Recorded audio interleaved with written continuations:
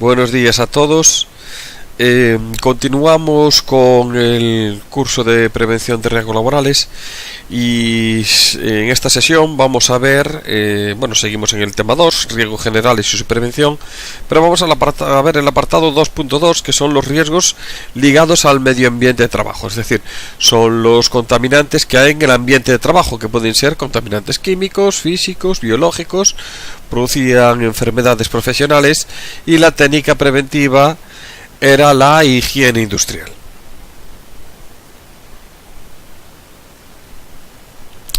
Dijimos que se consideran factores de riesgo higiénicos aquellos contaminantes que están presentes en el entorno ambiental de los trabajadores. Pueden ser contaminantes químicos, pueden ser contaminantes físicos y pueden ser contaminantes biológicos. Los contaminantes químicos se diferencian de los físicos y los biológicos en que se encuentran dispersos en el ambiente, digamos que están flotando en el ambiente, en el aire, ya sea en forma molecular, gases, vapores, o en forma de agregados moleculares, que pueden ser agregados sólidos, por ejemplo el polvo originado al cortar la piedra, al cortar madera, la fibra, el humo generado por un incendio, o pueden ser agregados moleculares en forma líquida, la niebla, la bruma de productos químicos, etc. Se denomina contaminante químico a una sustancia que durante la fabricación, manejo, transporte, almacenamiento y uso pueden incorporarse al ambiente en forma de polvo, humos, gases, vapores, con efectos irritantes, asfixiantes, tóxicos y en cantidades que tengan posibilidades de lesionar la salud de las personas que entren en contacto con ellas. Es decir, la forma de presentación de los contaminantes químicos puede ser en forma de aerosoles, son partículas sólidas, bien sean fibras de forma alargada o partículas de forma redonda, polvo, humo, o bien partículas líquidas, nieblas y brumas. Otra forma de presentarse los contaminantes químicos son como gases, sustancias que en condiciones normales, a 25 grados centígrados y 760 miligramos de mercurio, es decir, una atmósfera, se presentan en estado gaseoso. Sus partículas son de tamaño molecular y pueden presentarse en forma de vapores, sustancias que en condiciones normales, 25 grados centígrados y 700 miligramos de mercurio, se encuentran en estado sólido o líquido y sus partículas son de tamaño molecular. Los contaminantes químicos pueden entrar en nuestro organismo a través de 4 vías de entrada, a través de la vía respiratoria, es decir, si los respiramos. Pueden entrar a través de la vía dérmica, a través de la piel. La piel es porosa, de la misma forma que sudamos para afuera, pues también absorbemos para adentro. A través de la vía digestiva, es decir, si los comemos. O a través de la vía parenteral, es decir, a través de un corte. Es decir, yo me hago un corte, le pongo pues una tirita a ese corte y después continúo trabajando con aceites, disolventes u otros productos químicos, y el producto químico entra a través de ese corte que me he originado. Los contaminantes químicos, cuando entran en nuestro organismo, pueden producir diferentes daños o efectos. Por ejemplo, efectos neumoconióticos, es decir, originan enfermedades crónicas pulmonares. Por ejemplo, pues el polvo de sílice, de amianto, el polvo de algodón. Efectos irritantes. Producen inflamación de las zonas del cuerpo con las que tiene contacto. Por ejemplo, el ácido sulfúrico, el nítrico, el hidróxido sódico, el dióxido, el cloro, el bromo. Efectos asfixiantes, es decir, que impiden o dificultan el transporte de oxígeno en las células. Por ejemplo, el dióxido de carbono, butano, nitrógeno, monóxido de carbono. Anestésicos. Actúan como depresores del sistema nervioso central. Por ejemplo, tolueno, acetona, tricloroetileno. Sensibilizantes, producen alergias. Isocianatos, formaldehído, polvo de madera. Cancerígenos, pueden generar cáncer. Por ejemplo, benceno, cloruro de vinilo, amianto, cadmio, corrosivos, ácidos y álcalis, y sistémicos son aquellos que actúan sobre un determinado órgano. Por ejemplo, el manganeso y el plomo actúan sobre el riñón, el cloroformo actúa sobre el hígado.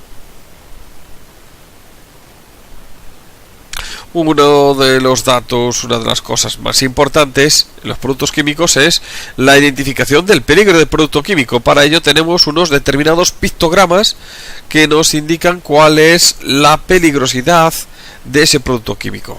Aquí tenemos, por ejemplo, que son para productos oxidantes. Es decir, para que se produzca un incendio necesitamos un producto combustible que arda y otro producto que se oxide, oxidante o comburente. El producto comburente más utilizado en incendios, más común, es el oxígeno. Entonces, pues esto lo tendríamos, por ejemplo, pues para una botella de oxígeno en una soldadura. Un producto nocivo, inflamable, corrosivo, explosivo, tóxico, irritante, muy inflamable y muy tóxico. Para saber si un contaminante químico, para saber si un producto químico es peligroso o no es peligroso, hay que hacer una evaluación de riesgos higiénica. Una evaluación de riesgos higiénica consta de varios pasos. El primer paso de una evaluación de riesgos higiénica es la identificación. Se identificarán los agentes químicos presentes en el ámbito laboral y existe toda una legislación que facilita el conocimiento de las características de las sustancias químicas habituales en la industria. Es decir, yo puedo tener un producto químico y yo tengo que saber cuál es la composición de ese producto químico para identificar el contaminante. Es decir, cuál es la sustancia de ese producto químico que me está haciendo daño.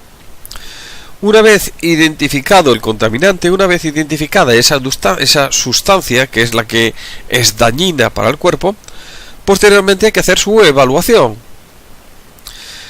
Se realizarán mediciones de los contaminantes químicos en los puestos de trabajo afectados y se compararán los resultados obtenidos con los valores admisibles para la salud humana. Estos valores se encuentran en la legislación actual y en documentos editados por organismos de conocido prestigio. ¿Qué significa? Significa que yo ya tengo identificado el contaminante, ya tengo identificada la sustancia que es peligrosa, pero yo no sé si la cantidad es suficiente para que sea peligrosa o no. Por ejemplo, pues un vaso de vino. De hecho, muchos médicos recomiendan que hay que beber un vaso de vino al día, porque eso permite que la sangre sea más fluida y evita o previene problemas de trombos, etcétera. Vale. Un vaso de día no pasa nada, pero si nos tomamos 2 botellas de vino al día, pues entonces ahí es cuando entra el problema.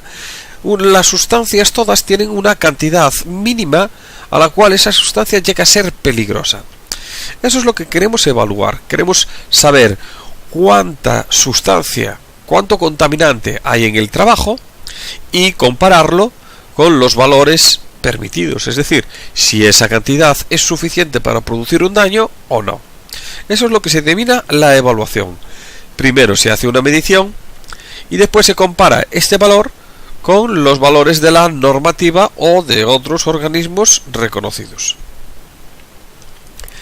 Si la cantidad que hay en el trabajo, si la cantidad de esa sustancia es mayor que la cantidad de la normativa, de la legislación, eso significa que esta situación es peligrosa, con lo cual conllevará la adopción de medidas preventivas, que es el último paso del tratamiento del riesgo, dirigidas a evitar o disminuir la utilización de la sustancia química, a actuar sobre el foco de emisión del contaminante o sobre su medio de difusión en el ambiente cercano, y por último dirigidas sobre el receptor.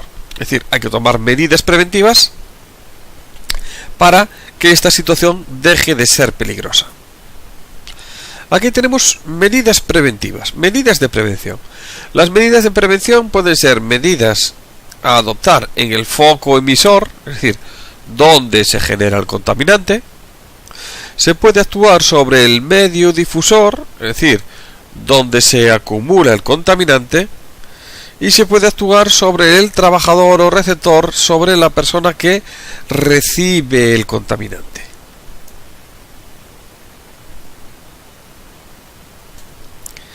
Tienen prioridad las medidas preventivas dirigidas a reducir o eliminar el contaminante en el foco emisor, es decir, donde se generan. Si yo elimino el contaminante en el foco emisor, estoy actuando sobre el foco, estoy actuando sobre el medio y estoy actuando sobre el trabajador. Si no se genera polvo, el trabajador o en la nave no se acumula polvo y por lo tanto el trabajador no recibe, no absorbe polvo. Las medidas preventivas destinadas sobre el foco emisor son, entre otras, pues la sustitución de productos por otros con menor índice de peligrosidad.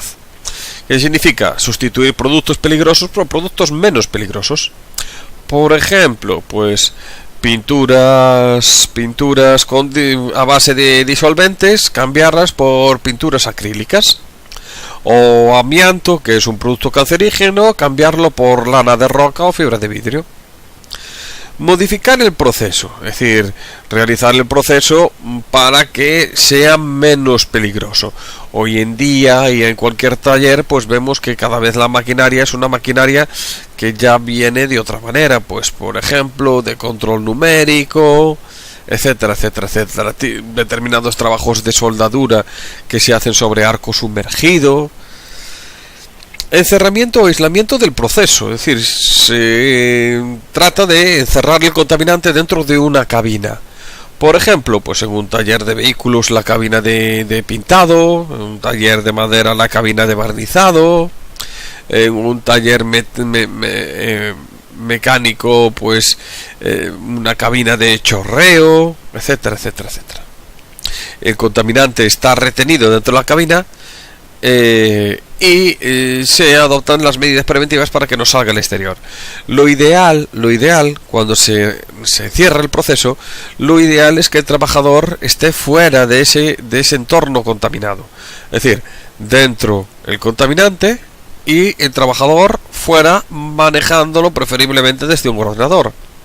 Pero no siempre se puede, es decir, que en muchas ocasiones el contaminante tiene que estar encerrado y el trabajador tiene que estar dentro de esa cabina. Por ejemplo, pues en una cabina de pintado de vehículos. El proceso está encerrado, pero el trabajador está en el interior. Eso significa que el trabajador tiene que tomar medidas preventivas adicionales, como es el uso de equipos de protección individual para evitar la contaminación. Métodos húmedos para el control del polvo. Esto significa que hay máquinas, por ejemplo, máquinas en talleres de cantería, marmolería, que cuando cortan las piezas emiten un chorro de agua para retener parte de la contaminación, parte del polvo que se genera en el proceso. Mantenimiento de las instalaciones y de las máquinas. En este caso se habla de dos tipos de mantenimientos. Hay el mantenimiento preventivo y el mantenimiento correctivo. El mantenimiento correctivo es el que se hace después de, es decir, cuando rompe una pieza, se cambia la pieza. Cuando el disco ya no corta, pues se cambia el disco. Y después está el mantenimiento preventivo, que el mantenimiento preventivo es el que se tiene que realizar antes de que el disco deje de cortar. Se quita el disco y se afila para que corte mejor. Antes de que rompa la pieza, pues la pieza es sustituida a las 12.000 horas de trabajo, pues para evitar la rotura de la misma. Es preferible realizar mantenimientos preventivos que mantenimientos correctivos. ¿Por qué? Porque se evitan muchos accidentes y se evitan muchos problemas de producción. ¿Por qué no se hace? Pues no tiene razón de no hacerse. De hecho, el mantenimiento preventivo se ha demostrado que es mucho más barato que el mantenimiento correctivo. Un mantenimiento correctivo, cuando rompe una pieza, seguramente rompan otras dos piezas que tienen al lado. Además, eso requiere que esa máquina va a estar parada mientras se realiza su reparación. En cambio, los mantenimientos preventivos se pueden hacer a distintas horas donde las máquinas no tienen que trabajar, etcétera, etcétera, etcétera. Selección de equipos y diseños adecuados y extracción localizada, un sistema de aspiración que aspire el contaminante en el foco donde se genera. Por ejemplo, pues en una carpintería de madera, donde las máquinas de madera disponen de una boca de captación del polvo que mediante unos conductos los llevan hacia unos hilos. Los hilos o sacos. Otra medida preventiva son las medidas preventivas a adoptar en el medio difusor, es decir, medidas preventivas a adoptar en la nave donde se acumula el contaminante. Aquí, entre otras, puede ser limpieza, orden y limpieza. El orden y limpieza es una medida que es muy importante. De hecho, es una de las más importantes en temas de seguridad laboral. Un puesto de trabajo limpio y ordenado es un puesto de trabajo seguro. Además de ser un puesto de trabajo en el que se va a trabajar mucho mejor y mucho más rápido. Ventilación por dilución, introduciendo aire limpio procedente del exterior y extrayendo el del interior. Esto es la renovación del aire. Es decir, coger aire limpio de fuera, meterlo dentro y sacar el contaminante de dentro hacia el exterior. Es una es una renovación de aire para diluir, para eliminar el aire viciado que hay en el interior. Aumento de distancia del foco receptor. Esto significa que cuanta mayor distancia hay desde el foco donde se genera el contaminante hasta el trabajador, pues es menor la contaminación que absorbe o que respira este. Sistemas de alarma no actúan sobre el riesgo, pero nos indican que se han superado ciertos límites. Sistemas de alarma son dispositivos que hacen mediciones, que miden la contaminación del contaminante, y cuando se alcanzan unos niveles que pueden llegar a ser peligrosos, pues avisan mediante una central de alarma para que se adopten medidas preventivas, como puede ser por la renovación de aire, la evacuación del local, etcétera, etcétera, etcétera. Y medidas preventivas que actúan sobre el trabajador o receptor, sobre la persona que recibe ese contaminante. Dijimos que tenían preferencia las medidas del foco emisor, porque estamos actuando sobre las tres al mismo tiempo. Si no se pueden adoptar medidas del foco emisor, las segundas medidas que tienen prioridad son las del medio difusor. Y por último, las medidas preventivas que hay que adoptar en última ocasión, siempre y cuando las anteriores no se puedan adoptar o como complementarias de las anteriores, son las medidas preventivas sobre el receptor o trabajador. Entre otras, pues la formación, información y adiestramiento de los trabajadores, la rotación del personal, reducción del tiempo de exposición, es decir, realizar descansos, pero en prevención de riesgos laborales los descansos no se llaman descansos. En prevención de riesgos laborales los descansos se denominan rotación, realizar otros trabajos. En vez de que una persona esté todo el día realizando un trabajo, pues que se intercambie con otro u otras personas u otros trabajadores para realizar ese trabajo. El encerramiento del trabajador consiste en encerrar el trabajador y que la contaminación esté en el exterior. Un ejemplo, pues es en una excavadora. En una excavadora el trabajador trabaja en una cabina, donde esa cabina deberá permanecer cerrada, y la contaminación está en el exterior, es decir, el polvo, el ruido está en el exterior de la excavadora. Entonces este trabajador está protegido. Dijimos que tiene prioridad el encerramiento del proceso, el encerramiento de la contaminación, pero a veces no se puede. Entonces una medida también válida, pero en último caso, es el encerramiento del trabajador.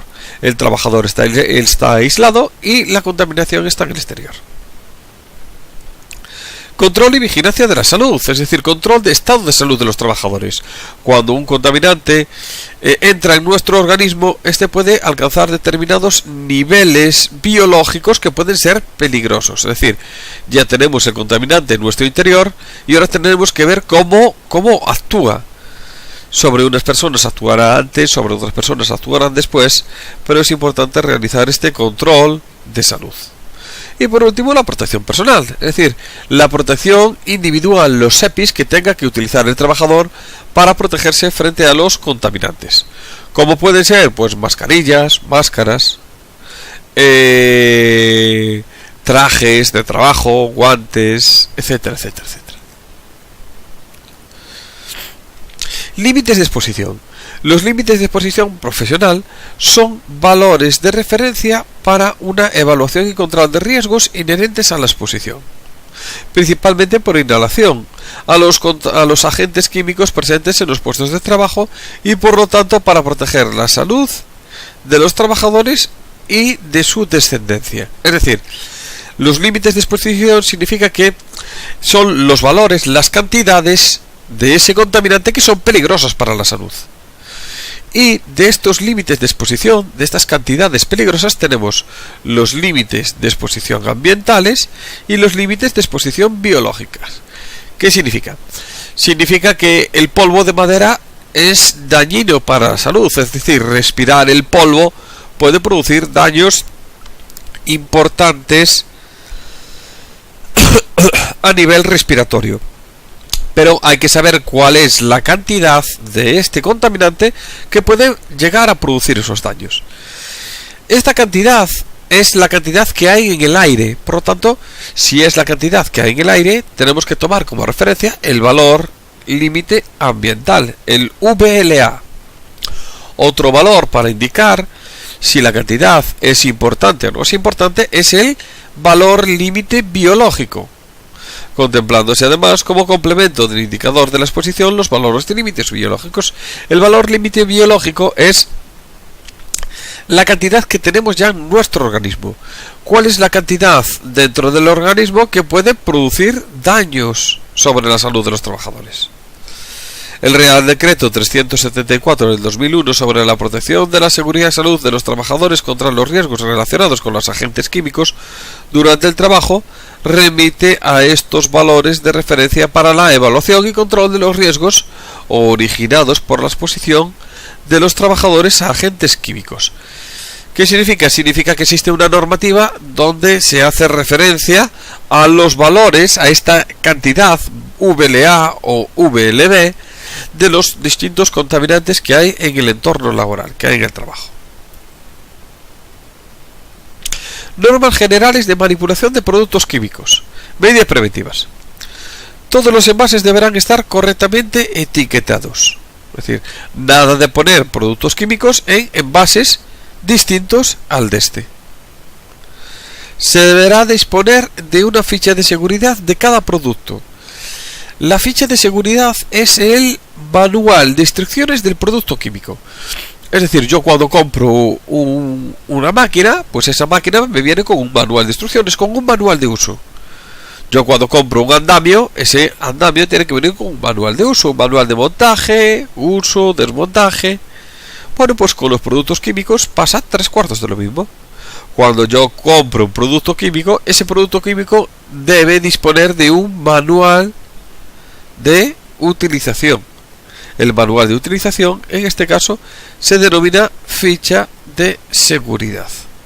Se deberá disponer de una ficha de seguridad de cada producto. Si es posible disponer de ficha toxicológica de los productos,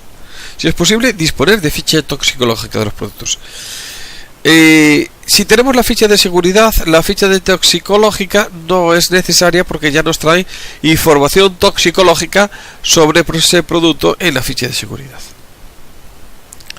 Almacenamiento alejado de fuentes de ignición o productos compatibles.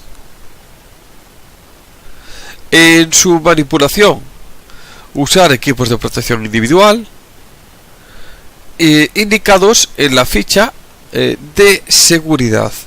Evitar el vertido libre utilizando equipos de bombeo. Trasvasar en lugares fijos, ventilados y control de derrames. Disponer de lavaojos y duchas de emergencia. No utilice los equipos de protección individual. Utilice los equipos de protección individual indicados en la ficha de seguridad del producto manipulado. Evitar en lo posible el vertido libre y utilizar equipos de bombeo o útiles adecuados. Trasvasar en lugares fijos, ventilados y con control de derrames. El trasvase de productos inflamables. No fumar y comprobar que los recipientes sean metálicos y la bomba esté conectada entre sí y a tierra. No rellene envases de bebidas, agua mineral, refrescos, etc., con sustancias líquidas de uso industrial o doméstico. Disolventes, combustibles, detergentes. No reutilice envases que hayan contenido productos químicos rellenándolos con bebidas o cualquier otra sustancia o preparado diferente del original. Si accidentalmente se entra en contacto con un producto químico, se debe limpiarse de inmediato la ropa contaminada y lavarse las partes del cuerpo que hayan sido impregnado. En este caso, una ducha, acudir al médico, cuerpo que se hayan impregnado,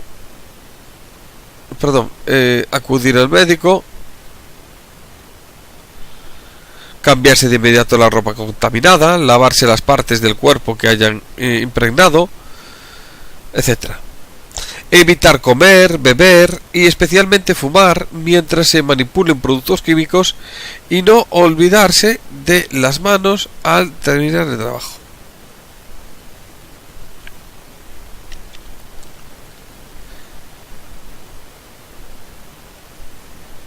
Aquí tenemos un ejemplo de unas etiquetas de los envases de los productos químicos. Tenemos, por ejemplo, aquí el alcohol etílico de 96, donde aparece el pictograma del producto químico, y pues aparecen las frases, que son las frases de riesgos y las frases de seguridad.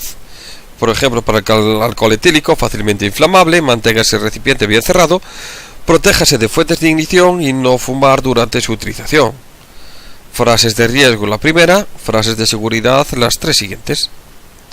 Del petróleo inflamable, nocivo por ingestión, irrita la piel, nocivo para los organismos acuáticos, puede provocar a largo plazo efectos negativos en el medio ambiente acuático y evítese el contacto con la piel. En caso de incendio, utilizar químicos secos o CO2, no usar nunca agua, evítese su liberación al medio ambiente y en caso de ingestión, no provocar el vómito. Acúdase inmediatamente al médico y muéstrele la etiqueta. Frases de riesgo son las primeras y frases de seguridad son las siguientes. Aquí a continuación podemos ver pues lo que sería una ficha de datos de seguridad de un producto, en este caso del Gempadur Zinc 15349, donde aparecen pues información de ese producto, por ejemplo. Es decir, es una ficha de datos de seguridad de un producto utilizado para la pintura, para una pintura epoxi, es decir, el otro componente es la pintura epoxi. Entonces aquí tenemos identificación de la sustancia o de la mezcla y sociedad de la sociedad o empresa, es decir, datos de la sustancia, del producto y de la empresa que lo fabrica.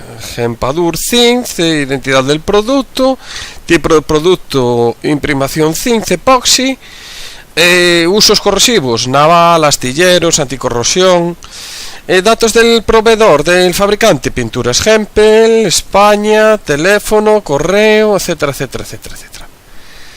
¿Vale?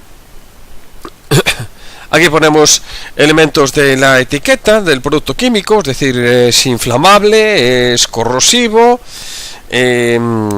riesgo indefinido, aquí seguramente provoca irritación cutánea, y riesgo para el medio ambiente acuático. Es decir, son las fichas que vimos antes, los dibujos que vimos antes, pero bueno, estos están actualizados a la normativa sobre el REACH del 2013. Medidas preventivas. Aquí tenemos identificación de los peligros, preparación, respuesta, almacenamiento, ingredientes peligrosos.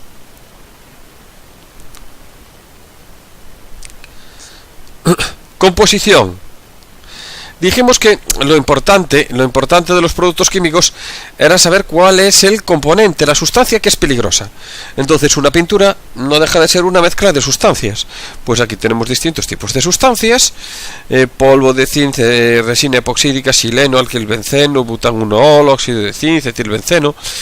¿Qué componen esta pintura? Entonces después veremos cuál de ellos es peligrosa o más peligrosa. Primeros auxilios. ¿Qué tengo que hacer en caso de si me cae la piel, si me caen los ojos, me tengo que lavar los ojos con agua, con leche, con etcétera, etcétera, etcétera? Todas estas respuestas que nos hacemos una vez ocurrido el accidente, nos lo tenemos que hacer antes de que ocurra el accidente. Es decir, tenemos que conocer los productos químicos antes de su uso. De nada sirve buscar la información una vez que ha ocurrido el accidente, porque el tiempo que perdemos pues puede ser un tiempo muy importante para que las lesiones sean mayores o menores. Es decir, descripción de los primeros auxilios en general, en contacto con los ojos, inhalación, contacto con la piel, ingestión. En caso de contactos con los ojos, verificar si la víctima lleva lentes de contacto. En este caso, retíreselas, lave abundantemente con agua por lo menos durante 15 minutos, levantando los párpados superior e inferior, y buscar inmediatamente ayuda médica. Es decir, en caso de que nos salpique los ojos, pues ya lo sabemos, en este producto químico lo que tenemos que hacer es lavar con abundante agua durante 15 minutos.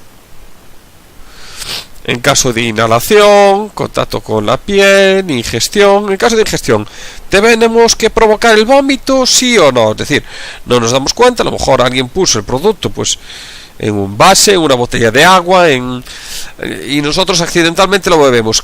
¿Qué hacemos? ¿Vomitamos? ¿No vomitamos? ¿Bebemos agua? ¿Bebemos leche? Bueno, pues estas preguntas no nos las podemos hacer una vez ocurrido el accidente. Estas preguntas tienen que tener respuesta antes de que ocurra el accidente. En caso de ingestión, acudas inmediatamente al médico, muestre la etiqueta o el envase, mantenga a la persona caliente y en reposo y no inducir al vómito, a menos que lo indique expresamente el personal médico. Inclinar la cabeza hacia abajo para que el vómito no regrese a la boca o a la garganta. En caso de que involuntariamente vomite, pues claro, hay que ayudarle a que el vómito no regrese a la garganta. Síntomas, efectos, primeros auxilios, indicación a toda atención médica, es decir, para el personal sanitario. Medidas contra incendios. ¿Qué tengo que hacer si? Es decir, si se produce un incendio de este producto químico, ¿cómo tengo que apagarlo? Es decir, agua, polvo, CO2, arena. Bueno, pues lo miramos aquí, modos de extinción. Extinción, use extintores de clase D, aprobados, o suavice con arena seca, arcilla seca o piedra caliza seca. No utilizar nunca agua, ya que pueden formarse vapores muy inflamables y explosivos. Pues mira, es una medida que no sabríamos. Es decir, si hay un incendio de un producto de pintura, la reacción de cualquier persona es echarle agua encima. Bueno, pues esto puede generar un riesgo muy peligroso, que es la formación de vapores muy inflamables o explosivos. Peligros específicos de la sustancia o mezcla, líquidos y vapores inflamables. Es decir, no utilizar cerca de focos de ignición, como pueden ser trabajos de soldadura, como pueden ser máquinas calientes. Medidas en caso de vertido accidental, manipulación y almacenamiento, Controles de exposición y protección personal. Aquí hemos dicho que esta pintura es una mezcla de sustancias, es una mezcla de distintos compuestos. Y vimos que había por lo menos 7 u 8 compuestos. Pero de ellos vamos a ver cuáles son los peligrosos. Los compuestos peligrosos los tenemos aquí: el xileno, el alquilbenceno, o el butanol y el etilbenceno.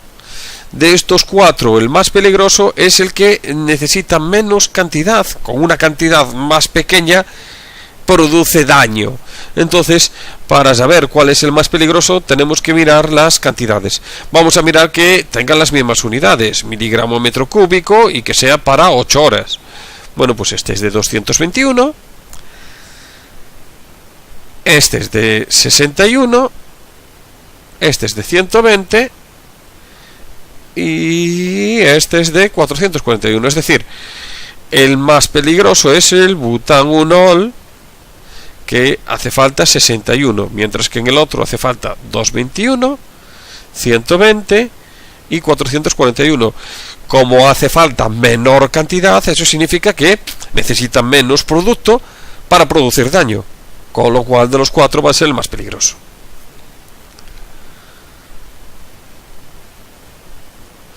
Por lo tanto, a la hora de utilizar estos productos químicos tenemos que utilizar protección, equipo de protección individual. Aquí tenemos, por ejemplo, pues medidas de protección individual general, medidas higiénicas, protección de los ojos, de las manos, protección corporal. Bueno, pues por ejemplo, protección de las manos. Usar guantes resistentes a productos químicos, cumpliendo la norma EN 347, una norma específica para guantes contra productos químicos, en combinación con formación básica a los empleados. La calidad de los guantes protectores resistentes a productos químicos debe elegirse en función de las cantidades y concentraciones específicas de sustancias peligrosas presentes en el lugar de trabajo. Como las condiciones de trabajo se desconocen, contactar con el suministrador de guantes para encontrar el tipo adecuado. Ver a continuación una lista genérica. Aquí nos dice que hablemos con el proveedor para que nos diga qué tipo de protección es la adecuada.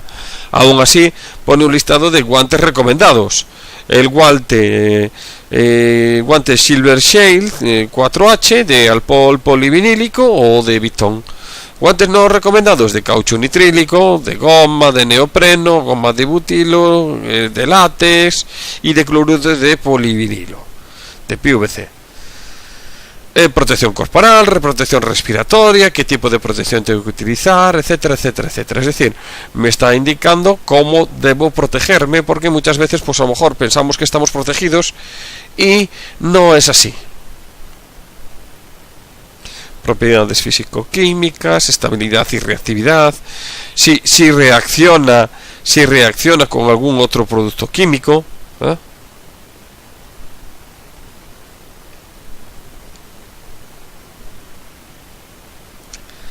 información toxicológica. Ya dijimos antes que si teníamos la ficha de seguridad no nos hacía falta la ficha toxicológica, porque en la ficha de seguridad ya viene recogida información toxicológica sobre el producto químico, información ecológica, consideraciones relativas a la eliminación. Si un producto químico es peligroso, el envase del producto químico es peligroso. Información relativa al transporte. ¿Podemos llevar este producto químico en la furgoneta? Es decir, la empresa nos dice, pues coge un bote de esto, un bote de esto y un bote de aquello y llévalo para obra. La cuestión es si se puede transportar estos productos químicos o no se pueden transportar en este producto químico. Si tienen que ir en un transporte especial o nuestro transporte es adecuado con algún tipo de señal, indicación, etcétera, etcétera, etcétera. Pues todo eso también nos lo pone en la ficha de seguridad. Información relativa al transporte, que para transporte por carretera es el ADR, para transporte por carretera. Significa que el transporte debe llevar identificado una señal de que lleva productos inflamables y peligrosos para el medio ambiente acuático. Sin embargo, no se requiere la marca de sustancia peligrosa para el medio ambiente acuático, es decir, la segunda, cuando el transporte se realiza en tamaños de menos de 5 litros o menos de 5 kilos. Es decir, si son botes pequeños, pues no es necesario la señal de productos peligrosos para el medio ambiente acuático. Información reglamentaria, otra información, etcétera, etcétera, etcétera. Es decir, tenemos exactamente pues 13 páginas de información sobre ese producto químico que de otra manera pues no tenemos con una simple etiqueta. En la etiqueta sí viene información, sí viene la información más importante, pero no suficiente para la protección adecuada de los trabajadores. Aquí tenemos el contenido de la ficha de seguridad, producto químico, datos de la compañía, composición e información de ingredientes, identificación de los riesgos, primeros auxilios, medidas de control de incendios, medidas para fugas accidentales, manejo y almacenamiento, control y exposición, disposición y protección personal, propiedades físico-químicas, reactividad, toxicidad, información al medio ambiente, consideraciones para la disposición de residuos, condiciones de transporte, información regulatoria e información adicional, lo que vimos antes en la ficha anterior. Medidas preventivas. Dijimos que habíamos hablado que las medidas preventivas primero tienen que ser medidas preventivas orientadas a disminuir la contaminación en el foco donde se genera. Luego medidas sobre el medio ambiente, es decir, sobre la nave, sobre el taller donde se acumula el contaminante, y por último las medidas sobre el trabajador o receptor, el que recibe el contaminante. Pues tenemos algunas, como puede ser pues una ventilación localizada o una ventilación general. Una ventilación localizada es aquella que localizamos en un determinado punto, es decir, un sistema de aspiración. Nosotros aspiramos el contaminante y ese contaminante lo llevamos hacia el exterior, hacia unos sacos, unos silos. Pueden ser sistemas fijos, sistemas puestos móviles, extracción incorporada en una herramienta, extracción incorporada en la pantalla del trabajador, por ejemplo un trabajo de soldadura que tenga una aspiración incorporada en la propia pantalla de soldadura. Puede ser ventilación general de la nave. Nosotros colocamos la nave para ventilar, es decir, para renovar el aire. Ventilación por dilución, significa introducir aire limpio desde fuera. Ventilación por desplazamiento, significa introducir aire limpio y sacar el aire contaminado. Y renovación de aire natural o forzada por máquinas. Aquí tenemos distintos tipos de sistemas de aspiración. Pueden ser sistemas fijos, sistemas móviles. Ventilación por dilución, ¿no? Para renovar el aire es importante pues saber cómo hay que renovar el aire. No es cuestión de hacer 2 agujeros, sino que esos agujeros tienen que estar diseñados y tienen que estar bien colocados para que sea efectiva esta renovación. Y por último, la protección del receptor o el trabajador, es decir, quien va a recibir este contaminante, pues la utilización de protección, como puede ser la protección respiratoria, mascarillas respiratorias para partículas, que en este caso se clasifican en mascarillas P1, mascarillas P2 y mascarillas P3. Aquí la 2 podemos tener que son para protección contra contaminantes de aerosoles sólidos o en vasoacuosa. Aerosoles sólidos o en base en aceite. S vasoacuosa, SL en base aceite. Y tenemos que la diferencia entre la P1, la P2 y la P3 es la eficacia de la mascarilla. La P1 reduce 4 veces el límite de exposición profesional, es decir, protege 4 veces. Si ya tengo una concentración de 100 dividido por 4, con una mascarilla P1, pues el trabajador respiraría 25. 100 dividido entre 4, 25. Con una mascarilla P2 protege 12 veces. Reduce 12 veces el límite de exposición profesional. Y con una mascarilla P3 protege hasta 50 veces. ¿Vale? Viendo esto, pues podríamos decidir comprar mascarillas P3 porque son las más seguras. Pero a veces no es lo correcto, porque una mascarilla P3 protege mucho, pero también es muy incómoda, es decir, no deja respirar, o la respiración es más dificultosa. con lo cual una mascarilla P3 está limitado su uso, no se puede trabajar más de 4 horas al día con una mascarilla P3 puesta durante las 4 horas. Con lo cual, pues yo tengo que saber cuál es la concentración del contaminante que hay en el trabajo, ver cuál es el límite de exposición, cuál es la cantidad que es peligrosa, y en función de eso pues decidir cuál es la protección que más me conviene, si es suficiente con la P o no, si necesito una P2 o si embargo necesito utilizar la más eficaz, la P3. Dijimos que estos son protección contra partículas, polvo, fibras, humo, por ejemplo humos de soldadura, polvo de madera, polvo de sílice, etcétera. Si tengo que protegerme contra productos químicos, pues ya tengo que utilizar otro tipo de protección, como son las máscaras con filtros químicos, que podemos dividirlas en semimáscaras, las que protegen boca y nariz, o máscara completa, aquella que protege toda la cara, ¿vale? En este caso pues tenemos distintos tipos de filtros en función del contaminante, es decir, podemos utilizar un filtro tipo A que son para contaminantes cuyos contaminantes son vapores orgánicos, pues por ejemplo pues algún tipo de disolvente, alguna pintura. Se caracteriza porque el filtro tiene una pegatina de color marrón, como vemos aquí. Si el contaminante son gases ácidos, pues tenemos que recurrir a un filtro tipo B. Pues, por ejemplo, pues algún producto de alguna batería, de algún coche, de algún motor de combustión, etcétera. Se caracteriza porque el filtro tiene una pegatina de color gris. Dióxido de azufre, filtro tipo E, la pegatina es de color amarillo. Amoníaco, filtro tipo K, pegatina de color verde.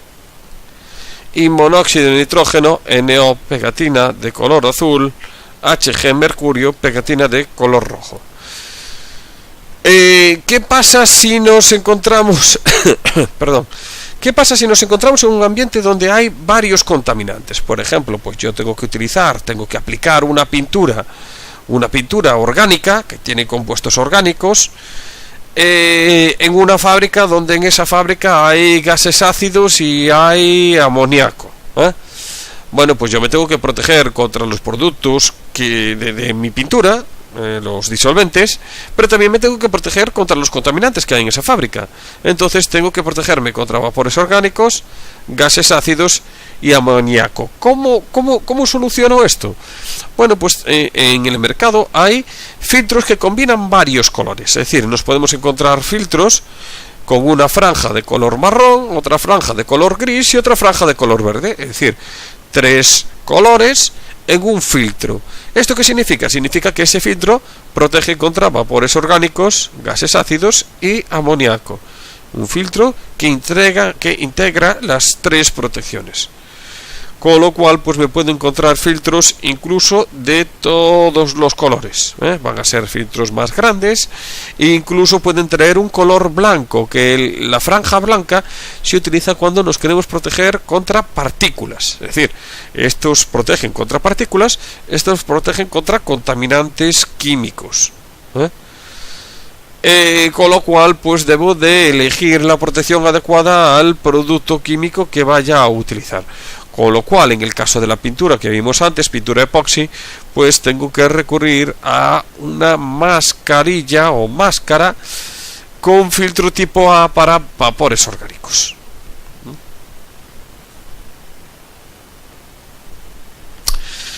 Otra solución es la utilización de equipos de respiración autónomos, pero esto ya requiere pues una formación práctica en el manejo. Es sobre todo para utilizar en espacios cerrados, en espacios confinados.